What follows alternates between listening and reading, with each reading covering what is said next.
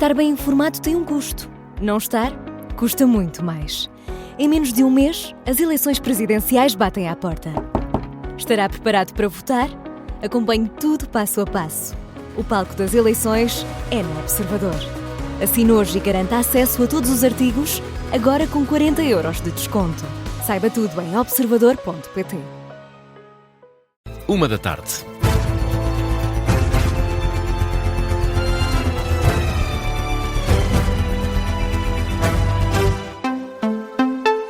E Miguel, o secretário-geral do PS, não compreende como é que o PSD não declara apoio a António José Seguro na segunda volta das eleições presidenciais. Isso mesmo anunciou na última noite Luís Montenegro. O presidente dos social-democratas sublinhou que, como na segunda volta não está representado o espaço político do PSD, personificado na candidatura de Luís Marques Mendes, o partido não vai dar qualquer indicação de voto. Ora, há pouco em Braga, José Luís Carneiro, o secretário-geral do PS, criticou a neutralidade, estando em causa a defesa do regime democrático e da Constituição. Sobre as declarações do Dr. Luís Montenegro, eu diria que entre a democracia e aqueles que atentam contra a democracia não pode haver neutralidade política.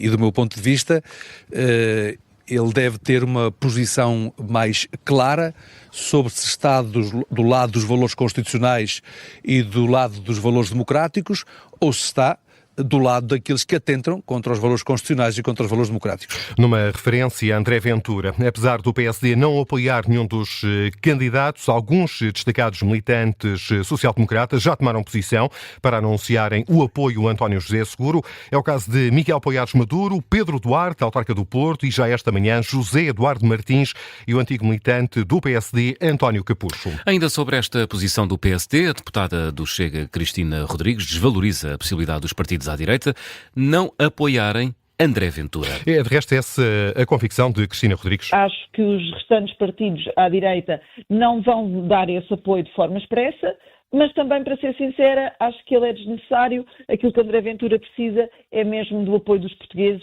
e isso nós temos a certeza que ele tem e tem cada vez mais essa confiança. Mereceu, pelo menos nesta primeira volta, a confiança de 23,5% dos eleitores que votaram atrás de António José Seguro com 31,1%. Há uma diferença de cerca de 400 mil votos. Convidado o explicador das manhãs 360, Adalberto Campos Fernandes, apoiante de António José Seguro, antecipa uma segunda volta marcada por divisões profundas. O que vai acontecer é uma divisão na sociedade portuguesa, claramente, do ponto de vista até, se quiser, ético, cultural e político, sobre aqueles que acham e contam uma narrativa falsa de que 50 anos de democracia nos trouxe ao pior dos mundos e aqueles que acham que temos que respeitar as gerações que nos antecederam pelo quanto de positivo foi feito por este país.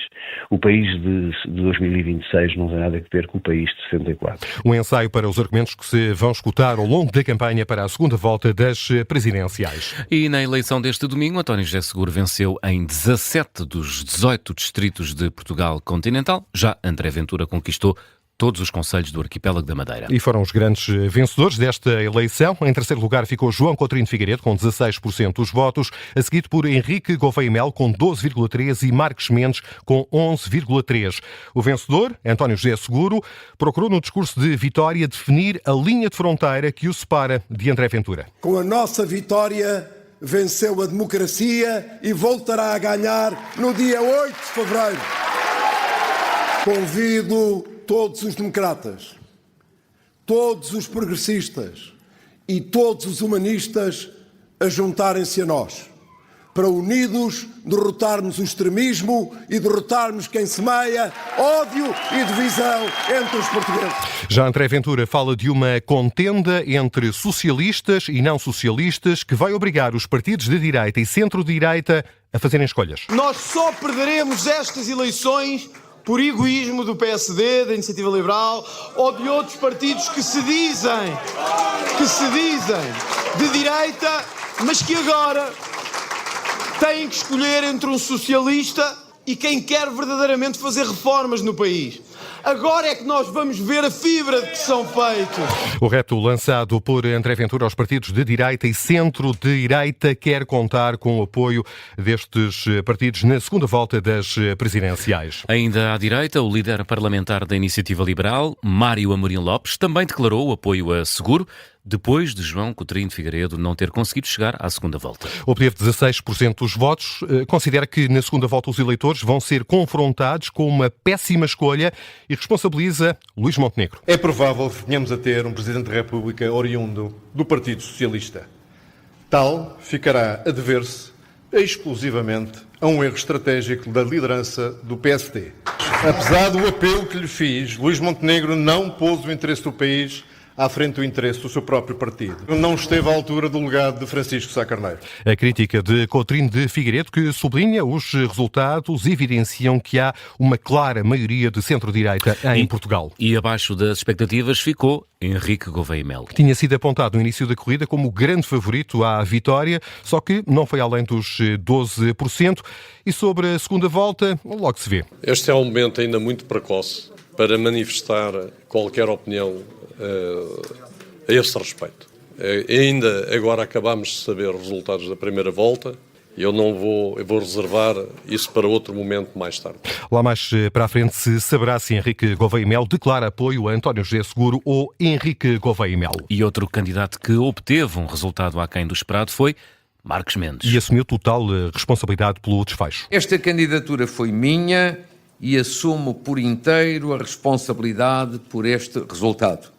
A responsabilidade é minha, toda minha e apenas minha. Procurou desta forma desresponsabilizar, por exemplo, a AD, que apoiou a candidatura do antigo secretário de Estado de Cavaco Silva.